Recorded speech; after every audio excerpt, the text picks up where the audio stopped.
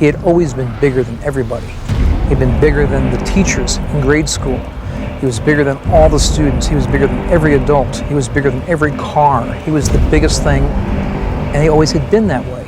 So this guy's fingers are so big that a toilet paper roll is tight on his finger. You see his horror movies and you think, oh, no one can look like that. No, this guy truly does. 23-pound weight advantage. He's not just a great big lump.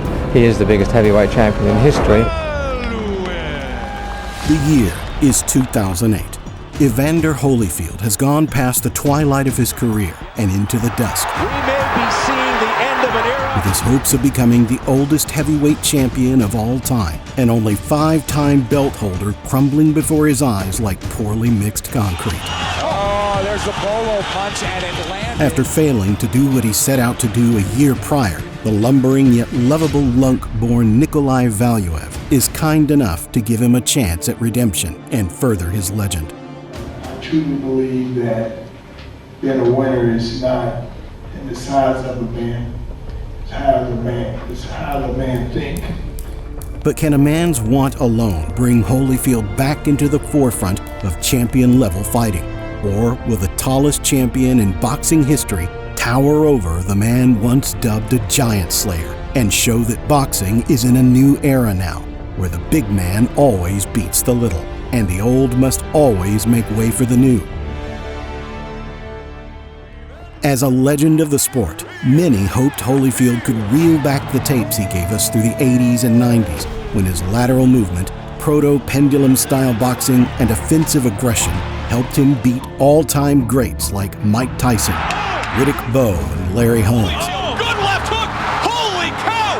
What a... No matter who he fought, no matter what the challenge was, the fans were guaranteed an exciting fight. Fighting back, he's scouted shape, and there he goes into the ropes. Holyfield looks to finish him off. Richard Steele steps in. Holyfield, of course, by his own admission and others, was seen as a small man when first dipping his toes into the heavyweight division, despite being muscled like a maiden's fantasy. But it didn't take long for him to prove to the world that he belonged with the top dogs, becoming the undisputed champion in one night with a ferocious KO of a prime Buster Douglas. Almost no fighter of the last 30 years has had as complete an offensive arsenal as Evander Holyfield. But after his previous fight, where he finally got his chance to become a champion again and was beaten mercilessly by Sultan Ibragimov, another Russian champion, it seemed his days as a contender were at an end. When I look at Evander Holyfield, the most positive thing I could say is that he walked out of that ring tonight. That's kind of signaled the end of Evander Holyfield as a fighter. He didn't have the same snap on his punches. He didn't have the reflexes to block punches. You said before the fight that you would continue fighting. Your goal is to be the undisputed heavyweight champion of the world, that you'd have to be beaten up. Were you beaten up sufficiently tonight to stop fighting? No. He doesn't know when to quit. He doesn't even understand what the word quit means. So all of these competitive juices that made him great now make him potentially a tragic figure. Admittedly, most agreed that the previous opponent Holyfield had faced was the far cleaner and more impressive fighter than Valuev. Well, in boxing, of course, there's the undeniable idiom that styles make fights, and for the few believers left in the real deal's corner, including the man himself, that was what they had to bank on if Evander wanted to get one more great late career win. This guy, Nikolai Valuev, is 7'2". That's huge. I can't even reach the top of his head.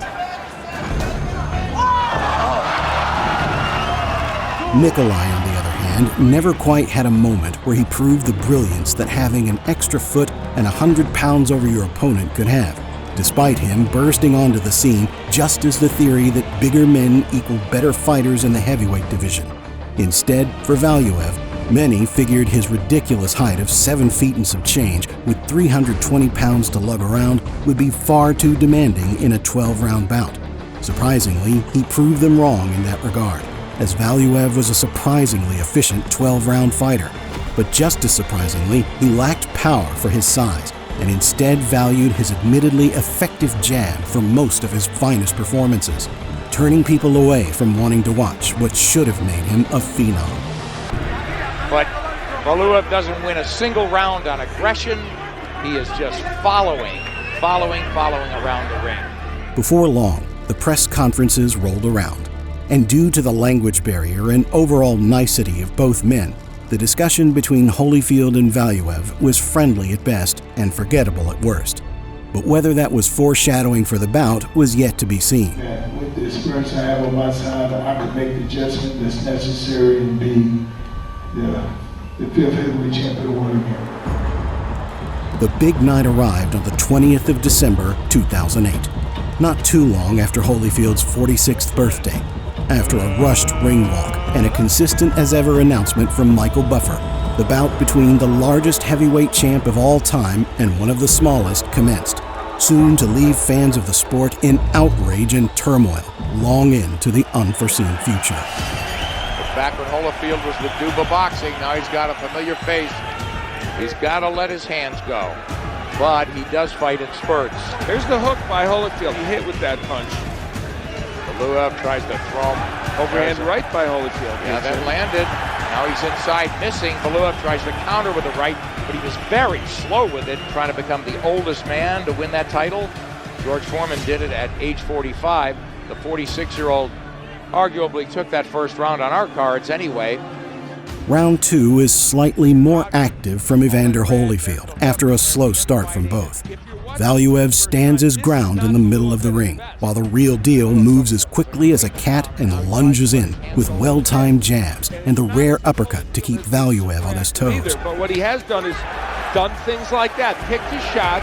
There, Valuev doubles a jab, but nothing on that right hand. He's done just a little bit of work inside like that, and it's winning every round for him. And the absolutely absent here tonight. Not too many. There's the uppercut by Valuev. Valuev is also setting himself up to where he's going to have to knock Holyfield out.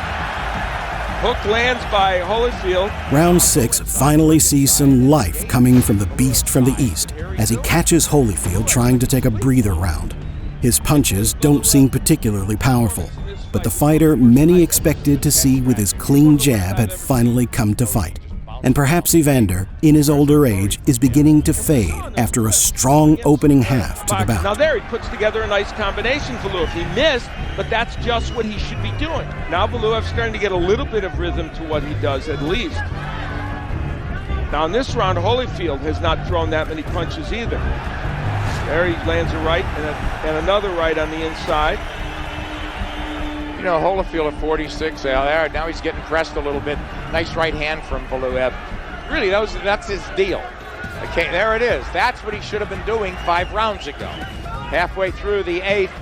And yet he has not tried either of them very often. Holyfield tries the jab, right hand over the top from the champion.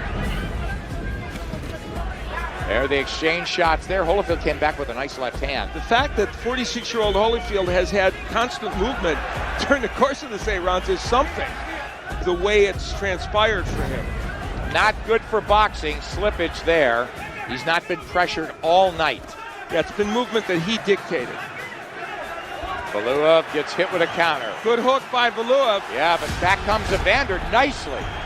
That was a great combination by Holyfield. That was the best action of the fight, in my opinion. Not even catching and countering, because Valuev's short. Now here comes the counter assault. Not at this juncture. So he would apparently need a knockout. Nice right hand from Evander. And again, a counter punch over the jab of Valuev. Nikolai Valuev once again seems to have slipped back into his comatose state after his best work yet. And if Evander can finish the fight with a little English on his punches and a few flickering highlights, it should be enough for the world title to be his. And there's Holyfield landing some big right hands. Doesn't hurt Valuev, but it scores. You are correct. It's not a brilliant performance. But Valuev has been comatose in this fight. And really a couple of body shots by Holyfield, maybe 1 or 2 kind of overhand rights might be enough to win him this round. I don't know. He's giving the title on a platter to Evander Holyfield. Punch count is so low in this fight, even for heavyweights. Yes. from Valuev's standpoint especially. Holyfield, ironically, may have landed a fairly high percentage of what he threw, interestingly. Because Valuev looked like he was trying to load up on a right hand, a rare, and he's trying right now. A champion who let it go to an ex-champion. The fight hasn't been pretty, and for most of the attendees, it probably hasn't been worth the money. But the moment everyone hoped for has finally come. Evander Holyfield is about to be crowned the WBA heavyweight champion of the world at 46 years of age. We go to the scorecards. 114 even. Wow. 116, 112, 115, 114, and still wow. WBA this is heavyweight champion of the world, Nikolai Valuev. That's the worst officiating I have ever seen.